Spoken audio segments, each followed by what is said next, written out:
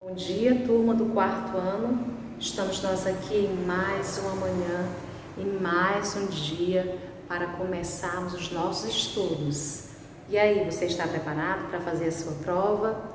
Para relembrar de tudo que a gente já viu? Então, fique atento ao que a gente vai falar agora, tá certo? Fique atento às minhas explicações. Pode ser que as explicações que eu der para você, você vai lembrar e você vai fazer a sua avaliação e tirar 10, tá certo? 10.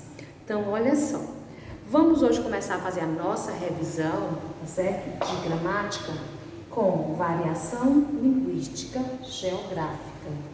E você lembra ainda o que é variação linguística geográfica? A gente viu no nosso módulo 2.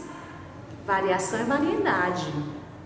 Linguística é de língua e geografia é de lugar, não é? Então, quando fala de variação linguística geográfica, a gente fala da variedade de língua de determinados lugares. Por exemplo, aqui onde a gente mora, na nossa região Nordeste, a gente conhece várias palavras, né? Várias palavras que em outra localidade possuem outro significado, né? Aqui a gente conhece bila, né? Quem conhece bila? Eu conheço como bila, mas já tem outras pessoas que conhecem como o quê? Bola de gude, certo? Já tem outro que a gente chama o quê? Pipa, mas em outras localidades é chamado de quê? Chamado de quê?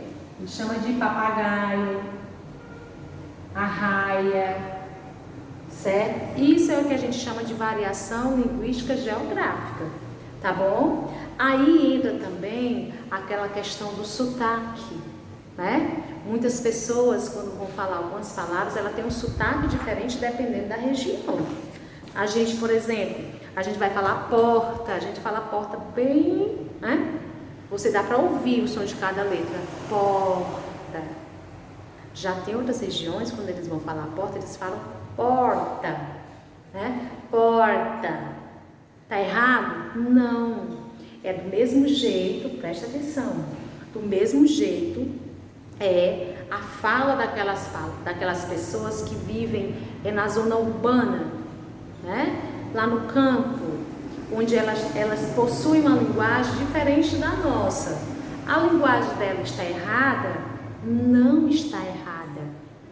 A linguagem dela está certa pela região em que ela vive, né? O meio em que ela convive, onde ela vive, né? Falam daquele jeito. Está errado? Não, não está errado. Tá certo? Aí está tendo uma variação linguística geográfica. A variedade da língua está sendo utilizada, tá certo? Mas aquelas pessoas que moram no campo, por exemplo, aquele personagem da Turma da Mônica, quando ele troca as palavras, né? O R pelo L, está errado? Não está errado. Porque é característica do lugar onde ele vive. É característico geográfico do lugar onde ele vive. Tá certo? Não esqueçam disso. Tá bom? Outra que a gente vai ver aqui é o quê? Pronto. A gente vai ver aqui verbos de enunciação.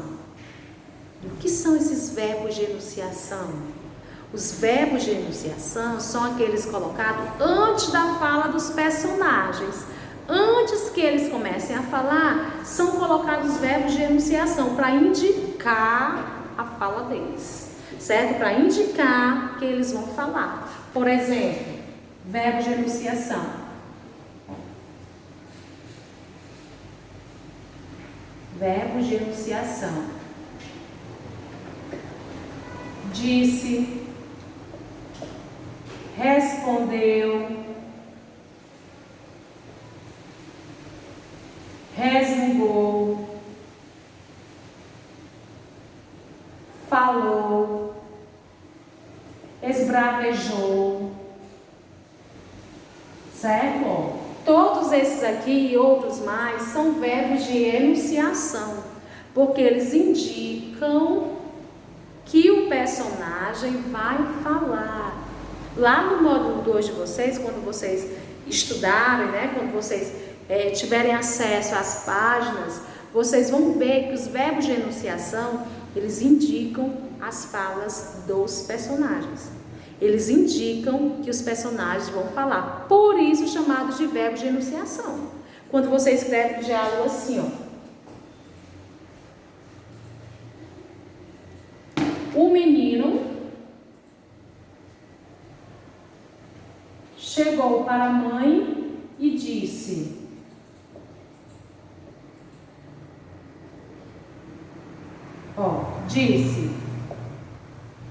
vou na praça com meus amigos. Pronto, vou na praça com meus amigos. O verbo de enunciação aqui qual é? Disse. Está indicando a fala do personagem. Está anunciando que o personagem vai falar. Tá certo? Entendido? A mesma coisa se for assim, ó. O menino chegou para a mãe e disse que ia na praça com os amigos. Pronto. Certo? Ó, na praça com os amigos. Qual é o verbo de enunciação daqui? Ainda continua sendo disse. Certo? Entendido? Muito bem.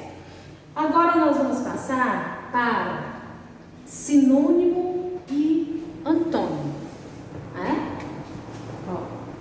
Sinônimo, antônimo. Pronto. O que é o sinônimo que a gente estudou? Sinônimo é o quê? Vamos ver aqui. Sinônimo. Página 115 e 116 da gramática. O que é o sinônimo? O sinônimo são as palavras que têm significados semelhantes, parecidos. Palavras com significados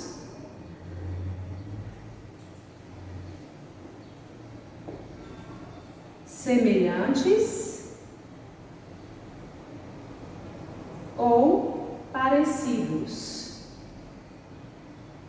Certo? Sinônimo, palavras com significados semelhantes ou parecidos. Certo? Não esqueça. Já o antônimo são as palavras que têm o quê? Significado contrário, oposto.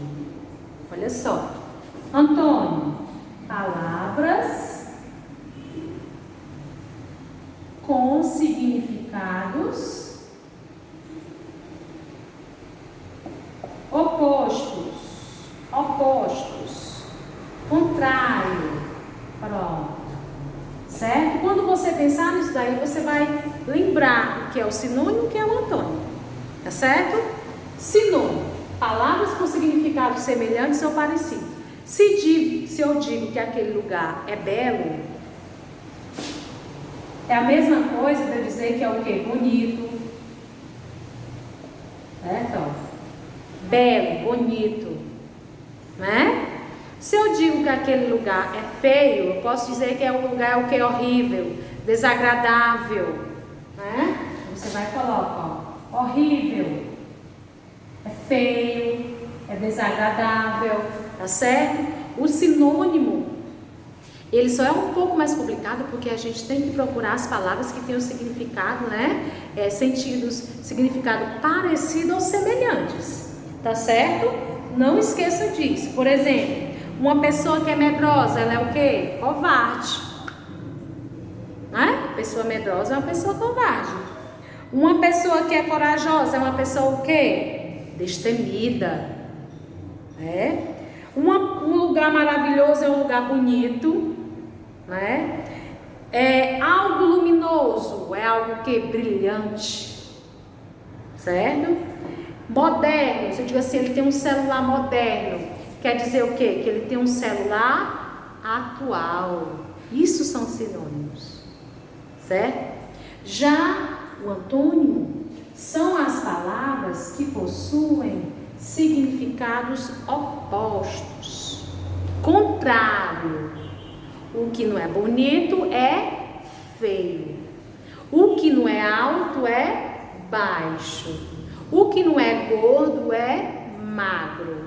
O que não está cheio está vazio. Certo? O antônimo são significados contrários. Não esqueçam disso, tá bom? Existem algumas palavras também, quando a gente vai colocar o antônimo, a gente acrescenta a outras na frente. In, por exemplo, in, né? A gente coloca o des, por exemplo. Algo que, se você não está satisfeito, você está o quê? Insatisfeito, né? Se você não é capaz, você é incapaz. Se algo não é comum, algo é incomum. Se você não quer dizer, você vai desdizer. Se você não conhece, você desconhece. Se você não tem respeito, você tem desrespeito.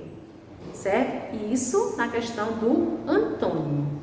Tá bom? Então não esqueçam dessas explicações. Entendido, né? Muito bem. Então olha só. Vamos agora aqui para... Pronto. Vamos agora aqui para artigo definido e indefinido.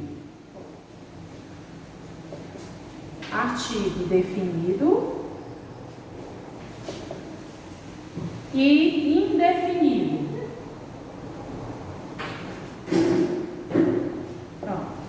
Certo? Artigo definido e indefinido. O que é o artigo definido e indefinido que você vai procurar lá na gramática, páginas 124 e 125? Olha só. O artigo, ele vem antes de quê? Do substantivo. O artigo, ele precede o substantivo.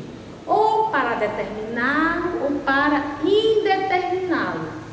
Quando você coloca o artigo, você vai determinar de quem você está falando ou você não vai determinar de quem você está falando. Certo? Você tem que ver isso daí. Ou você determina ou não determina de quem você está falando. Tá certo? Entendido? Então, olha só. Então, vamos aqui. Ó. O artigo, eles podem ser duas formas. Eles podem ser classificados de dois jeitos. Definido e indefinido. Quais são os artigos definidos? A, o, as e os. E os indefinidos?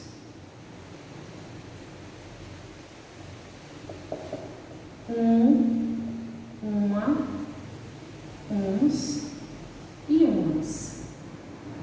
Certo? Artigo definido a, o, as e os. Indefinidos uma, uns e umas. Tá certo? O definido eu consigo determinar o certo de quem estou falando. Quando eu digo assim, ó, a borboleta é colorida. Pronto. A borboleta é colorida. Eu sei qual é a borboleta que é colorida. Qual professora? Aquela ali, ó. Essa daqui que eu estou vendo, ó. Tá bom? Eu determinei quem é a borboleta. A borboleta é colorida. Agora, quando eu coloco,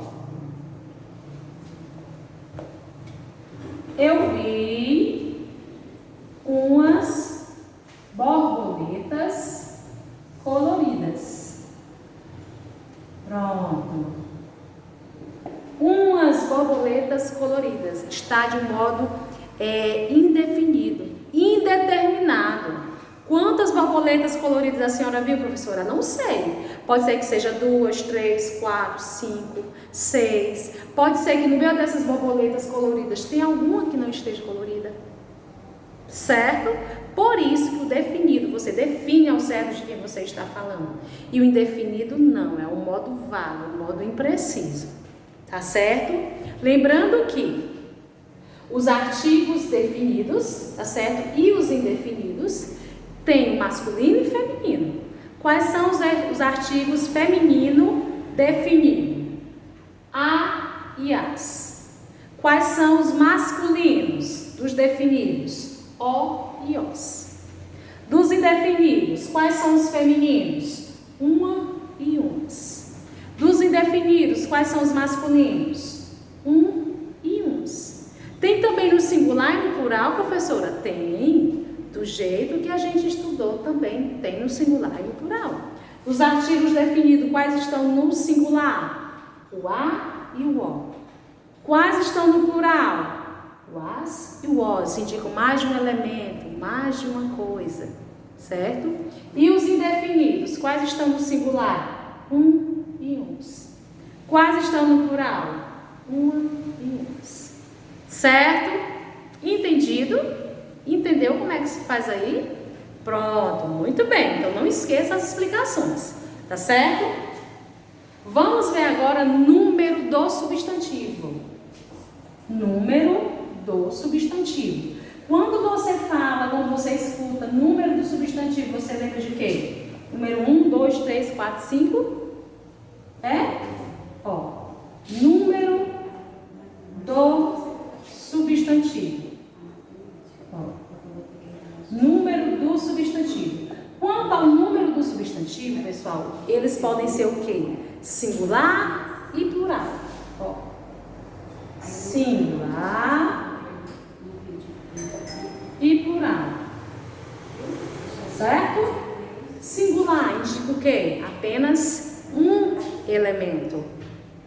Plural indica mais de um elemento, não é? Que a gente viu aí na nossa página de gramática, página 162 até a 166, não é? Ó, que dependendo das terminações, o nome do substantivo ele muda. Antes a gente sabia só que era assim: casa e casas. Né? Ó, singular e plural. Deixa eu colocar aqui plural. Pronto. Casa e casas. Mesa e mesas. Pronto. Aqui indica só uma casa, aqui indica mais de uma casa, aqui indica uma mesa e aqui indica mais de uma mesa. Certo? Só que a gente estudou que, dependendo da terminação, não é, eles mudam.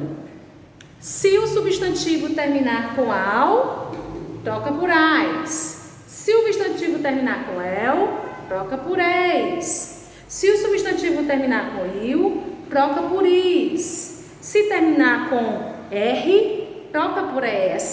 Se terminar com em, troca por ms. Se terminar com S, troca por ES. Se terminar com Z, também troca por ES. Certo? Então, número do substantivo é o substantivo que é classificado em singular e plural. Quando indica um elemento singular, quando indica o plural, mais de um elemento. Certo? Entendido? E outro que a gente vai ver agora é grau do substantivo. Grau significa o quê? Grau do substantivo. O substantivo ele pode variar de tamanho, não é? Quando ele tem essa variação de tamanho, grau do substantivo, né? Grau do substantivo, certo? A gente vai ver o quê? Aumentativo e diminutivo. Pronto. Aumentativo e diminutivo. Pronto. No aumentativo, ele vai indicar o que? O tamanho grande. Algo no tamanho grande. E no diminutivo, algo no tamanho pequeno. Certo? Não tem dúvida. Aumentativo, aumentou. Diminutivo, diminuiu de tamanho. Não é? Mesa, mesinha, mesona. Casa, casinha, casona. Certo? Sala, salinha. Salona, salão. Tá certo? Então, você vai ver isso daqui. Ó. Aumentativo. Aumenta de tamanho. E diminutivo. Diminui de tamanho. Pronto. Diminui de tamanho. Pronto. Certo? Aumentativo aumenta de tamanho Tá certo? Entendido? Compreendido? Então pronto, espero que vocês tenham tido bem atenção nas explicações para poder tirar um 10. Tá certo? Beijos!